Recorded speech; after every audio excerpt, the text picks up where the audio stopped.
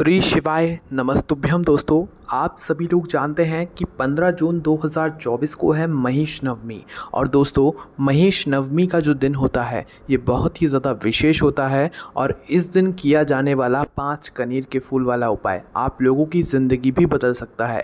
क्योंकि दोस्तों, 5 कनेर के फूल वाला उपाय पंडित जी ने कुछ समय नहीं, बहुत समय पहले बताया हुआ था, जिस उपाय को लोग आज भी करते हैं और भगवान को प्रसन्न भी ज़रूर करते हैं। पर दोस्तों, जब भी कोई विशेष दिन होता है और विशेष दिन पर जब हम 5 कनेर के फूल वाला उपाय करते हैं तो निश्चित सी बात है कि हमें उस उपाय को करने का जो फल है वो बहुत ही जल्दी और बहुत बड़ा होकर मिलता है। तो इसी तरीके से दोस्तों, आप लोगों को 5 कनेर के फूल वाला उपाय इस दिन ज़रूर करना चाहिए।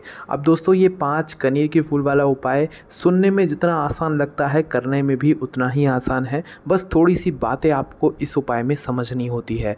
और जो लोग उपाय को पूरा अच्छे से नहीं सुनते हैं और उपाय को करते हैं, भाई उनको उपाय का फल कहीं ना कहीं पूरा नहीं मिल पाता है। क्योंकि वो उपाय को करते समय कुछ ना कुछ ऐसी गलतियां कर देते हैं जो कि उन्हें नहीं करनी चाहिए। ये बात आप सभी लोग भी अच्छे से जानते हो। तो जब भी आप लोग कोई भी उपाय सुनो तो भाई उसे पहले अच्छे से सुन लिया करो, उसके बाद ही उस उपाय को किया करो, ताकि आप उस उपाय का पूर्ण फल ले सको। ठीक है, तो देखिए, सबसे पहली चीज़ जो 5 कनेर का फूल वाला उपाय है, ये 5 कनेर के फूल वाले उपाय में हमें थोड़ा बहुत नाम में ही समझ आता है कि हाँ, हमें इस उपाय में कुछ ऐसा करना है जिसमें हमें 5 कनेर के फूलों की आवश्यकता तो ज़रूर पड़ेगी।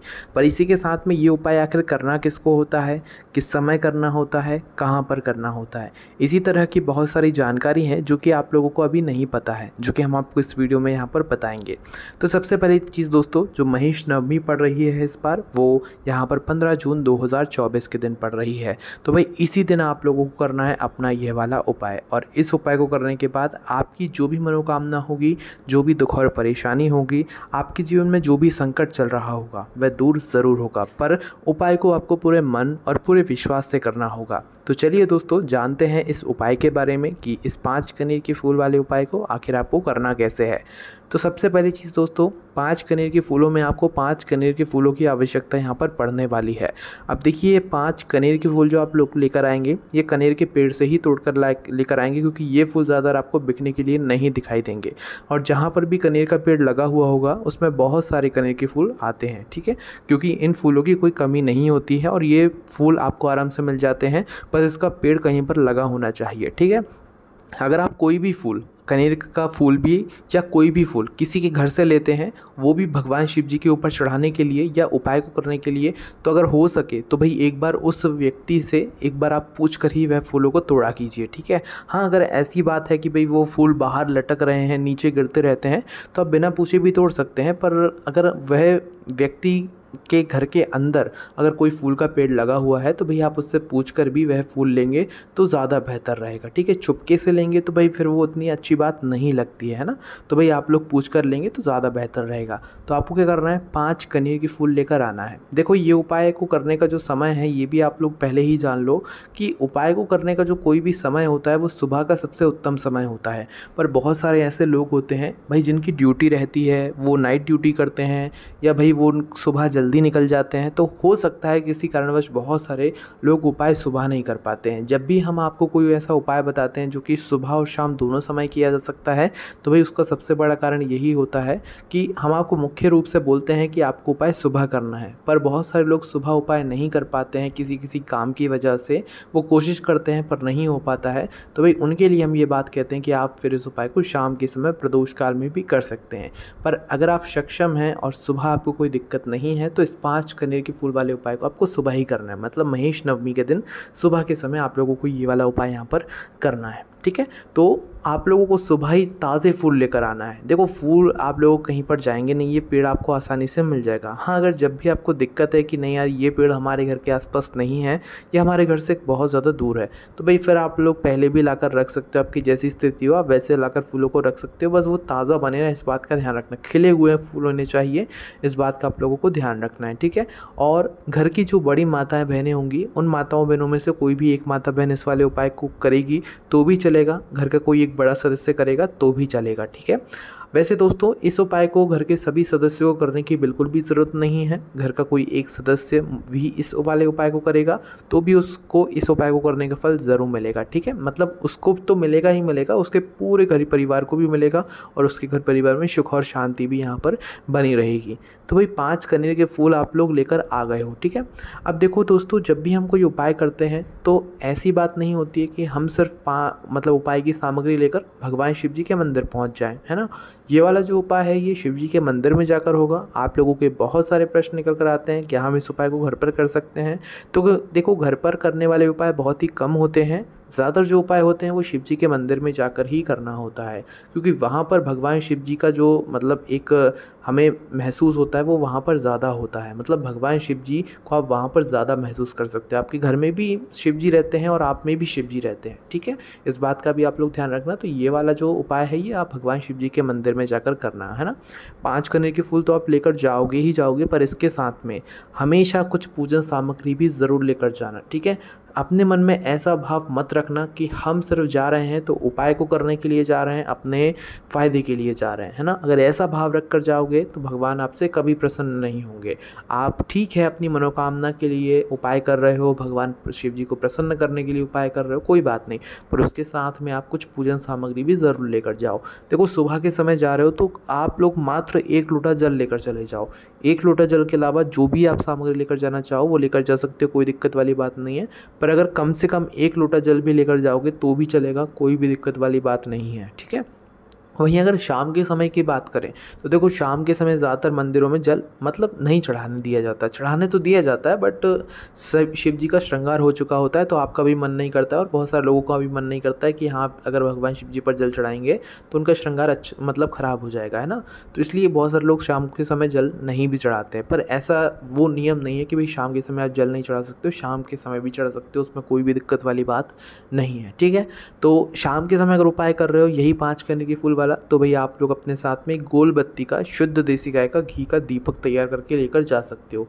जो दीपक आटे का होगा और वो दीपक आप घर से जलाकर नहीं लेकर जाओगे, मंदिर में जाकर ही जलाओगे और अपनी माचिस से जलाओगे। दोस्तों याद रखना कि आप जो माचिस अपने साथ में लेकर जाते हो और उस माचिस को जब आप अपने लिए अपने दीपक को जलाने के लिए इस्तेमाल करते हो तो कोई दिक्कत वाली बात नहीं। पर अगर आप माचिस किसी और की लेते हो किसी भी उपाय को करने के लिए तो भाई ये कहीं ना कहीं सही नहीं माना जाता है। हाँ, ये बात सही होती है कि भाई आप जो है मतलब अपनी माचिस जो है वो मंदिर में छोड़ आते हो। तो दोस्तों उस माचिस से जितने भी लोग आपकी माचिस से अपना दीपक को जलाएंगे तो भाई उनके दीपदान का कुछ ना कुछ फल आपको भी ज़रूर मिलेगा, क्योंकि वह आपकी ही माचिस से अपने दीपक जला रहे हैं। बहुत सारे लोग होते हैं जो कि भाई मंदिर जाते समय माचिस भूल आते हैं, तो भाई वो माचिस कहाँ से लेते हैं, मंदिर में इधर उधर रखी होती है। तो अगर वो माचिस आपकी होगी तो भाई उस दीपदान का फल आपको भी कुछ ना कुछ ज़रूर मिलेगा। इसलिए हम आपसे बोल देते हैं कि भाई आप विशेष रूप से जब उपाय करो ना तो अपनी माचिस लेकर जाया करो, है ना। उसका यही कारण होता है। तो आपको मात्र करना क्या है, जैसे ही शिव जी के मंदिर पहुंचते हो, सुबह गए हो तो 1 लोटा जाके सबसे पहले जल चढ़ाना है। शाम के समय गए हो, रात के समय प्रदोष काल में गए हो तो भाई अपना वह घी का दीपक जाकर सबसे पहले जलाना है।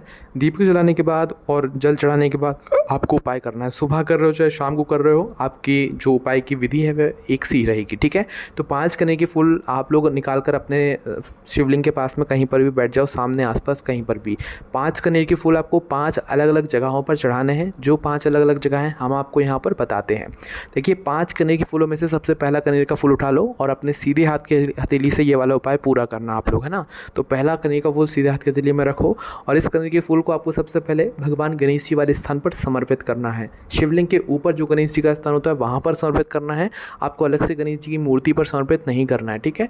तो शिवलिंग के ऊपर जो गणेश जी का स्थान होता है वो जलाधारी के राइट हैंड साइड पर सीधे हाथ की तरफ होता है। तो सबसे पहला फूल आप लोगों को वहीं पर समर्पित करना है कनेर का।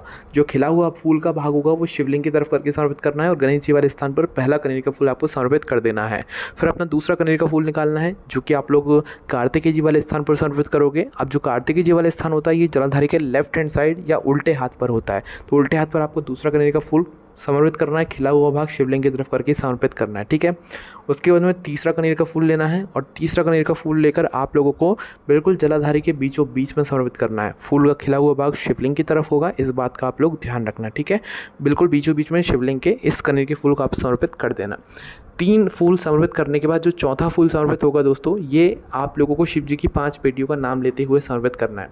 शिव जी की 5 बेटियों का जो स्थान होता है वो शिवलिंग के ऊपर जो पात्र टंगा हुआ होता है, जिससे बूंद बूंद करके शिवलिंग पर जल टपकता है, उसके अंदर होता है। तो भाई आप उस पात्र के अंदर भी इस चौथे नंबर के कनेर के फूल को समर्पित कर सकते हो शिव जी की 5 बेटियों का नाम लेते हुए, जो कि जया, विषहरा, शामली बारी, दौतली और देव है ना। इन 5 बेटियों का नाम लेते हुए आप अपना जो चौथा कनेर का फूल है वह समर्पित कर सकते हो। अगर वह पात्र नहीं भी है तो भाई आप शिव जी की 5 बेटियों का नाम लेकर उस चौथे कनेर के फूल को माता जगदम्बा जी के हस्तकमल पर या शिवलिंग के कटी भाग के आसपास कहीं पर भी समर्पित कर देना, ठीक है।